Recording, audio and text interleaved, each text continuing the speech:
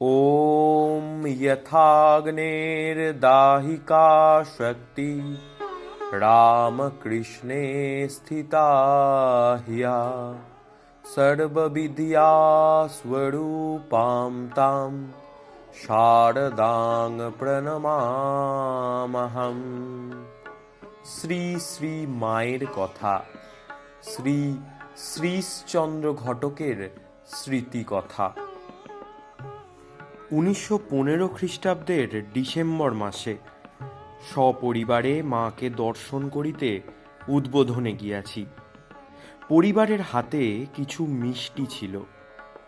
শ্রীযুক্তা গোপাল মা উহা অন্যদিন ঠাকুরকে দিবেন ভাবিয়া উঠাইয়া রাখাইতেছিলেন।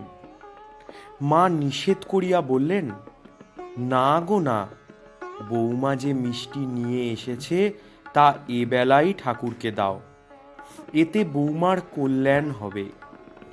পরদিন প্রত্যুষে পরিবার মায়ের নিকট গিয়াছিল এবং সন্ধ্যার সময় বাসায় ফিরিয়া আমাকে বলিল, আজ মা আমাকে কত কৃপা করেছেন, জীবনে চিরকাল তা আনন্দ দেবে। বেলা 9-10টার সময় মা 3 পয়সার মুড়ি ও কড়াই ভাজা আনিয়া আঁচলে দিয়া মাটিতে বসে 2-4টি করে নিজের মুখে দিচ্ছিলেন এবং এক মুঠো করে আমাকে দিচ্ছিলেন। বৌমা খাও, জীবনে অনেক ভালো জিনিস খেয়েছি, কিন্তু আজকের ওই মুড়ি খাওয়ার আনন্দের তুলনা মেলে না। দুপুরে আমাকে পায়ে হাত বুলিয়ে দিতে বললেন এবং তার বিছানাপত্র ঝেড়ে রোদে দিতে বললেন।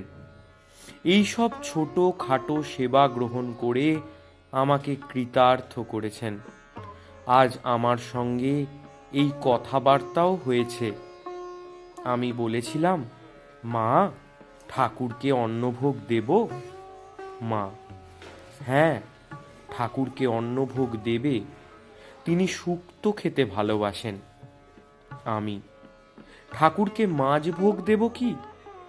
মা, হ্যাঁ তাকে মাছ দেবে, ঠাকুরের মন্ত্র উচ্চারণ করে তাকে নিবেদন করবে।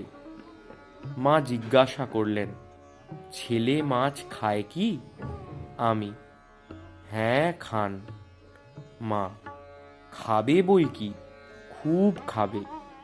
কথায় কথায় আমি বলেছিলাম, মা এই যুদ্ধে দেশব্যাপী হাহাকার, লোকের কত কষ্ট, অন্ন বস্ত্র দুর্মূল্য, মা এতেও তো লোকের চৈতন্য হয় না। আমি, মা এই যুদ্ধে কি আমাদের ভালো হবে? মা, ঠাকুর যখনই আসেন তখনই এরূপ হয়ে থাকে, আরো কত কি হবে। ওই দিন বৈকালে আমি যখন মাকে প্রণাম করতে গিয়াছিলাম, মা সেই জন্মাষ্টমীর ছুটিতে রাত্রে অন্ধকারে বৃষ্টিতে জয়রামবাটি যাওয়ার কথা উল্লেখ করিয়া আবার তিরস্কার করিলেন। গো ভরে চলা ভালো নয়। আমি, না আর যাব না।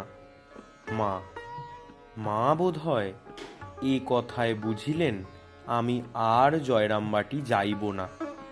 অমনি মা বলিয়া উঠিলেন, যাবে বই কি বাবা, তোমাদের পায়ে কাঁটা ফুটলে আমার বুকে শেল বাজে। পরিবারের দিকে চাহিয়া বলিলেন, বৌমা তুমি ওকে দেখো, এইভাবে যেন না চলে। 1917 খ্রিস্টাব্দে দুর্গাপূজার ছুটিতে উদ্বোধনের বাটিতে আমি ও আর একটি গুরুভ্রাতা যতীন শ্রী শ্রী মাকে দর্শন করিতে যাই। আমরা মায়ের জন্য 2খানি বস্ত্র লইয়া গিয়াছিলাম। বস্ত্র 2খানি মায়ের শ্রীচরণ প্রান্তে রাখিয়া প্রণাম করিলাম। আশীর্বাদ করিয়া বলিলেন, বাবা তোমাদের অবস্থা খারাপ, তোমাদের কাপড় দেওয়া কেন? উভয়ে কিছু মনক্ষুণ্ণ হইয়া বলিয়াছিলাম, মা, তোমার ধনী ছেলেরা তোমাকে দামি কাপড় দেয়, তোমার গরিব ছেলেরা এই মোটা কাপড় নিয়ে এসেছে, তুমি গ্রহণ করে তাদের মনোবাসনা পূর্ণ করো। শুনিয়াই সস্নেহে মা বলিলেন, বাবা, এই আমার গরদ, ক্ষীরোদ, নিরোধ। ইহা বলিয়া বস্ত্র দুইখানি সযত্নে হাত পাতিয়া লইলেন।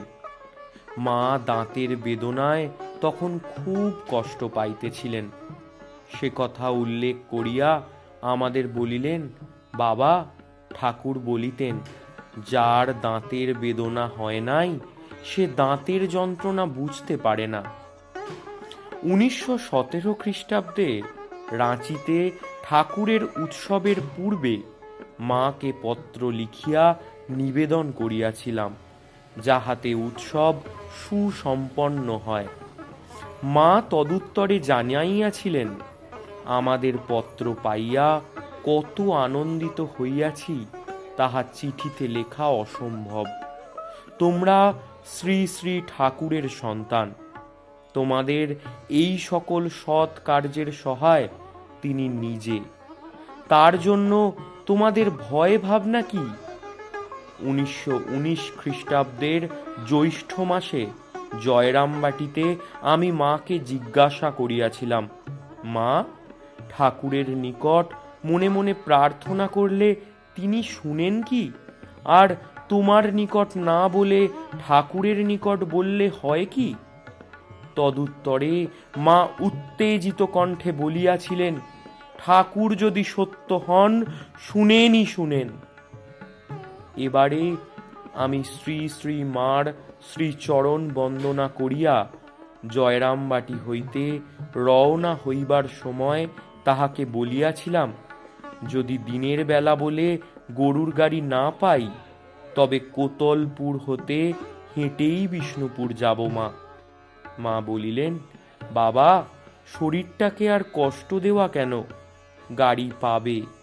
মায়ের কথা ঠিক হইল, গাড়ি পাইলাম। ইহাই দেহাশ্রিতা মাকে আমার শেষ দর্শন।